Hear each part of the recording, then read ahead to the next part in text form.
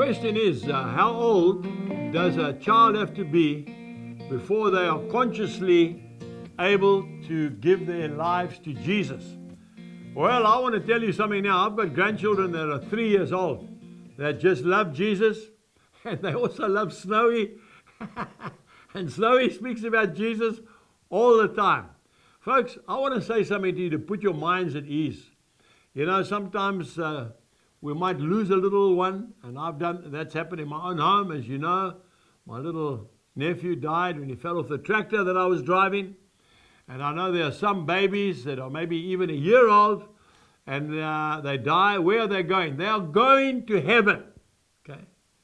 Going to heaven. Jesus loved little children so much that he gave us a very serious promise. If you harm so much as a hair on their heads, it would be better for you to have a millstone. You know what a millstone is? Used to grind corn. They weigh about 5 tons.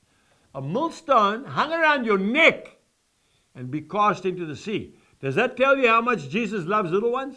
So I want to say to you, that little boy, that little girl, if he prays the sinner's prayer when he's 3 years old, that prayer stands. And obviously he's got to, as he grows older, and that's happened to all of us, he'll grow closer to the Lord. He might even go into the far country for a season, God forbid, but he will never forget. You know, the first commitment I ever made, I was 6 years old. I went to a movie house on a Saturday afternoon. That's what we used to do in what was then Northern Rhodesia.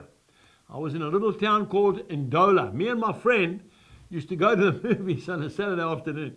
And this one Saturday afternoon, there was no movie. We were all sitting there with our popcorn and our comics that we used to swap at interval. And a man came up on the platform. He was one of Billy Graham's disciples.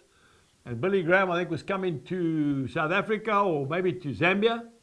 And he spoke about being born again. Then he made an altar call. And I remember, like yesterday, going forward and praying the sinner's prayer. After that, because of circumstances, I went into the far country. And then I came back home on the 18th of February, 1979. But I've never forgotten that first commitment.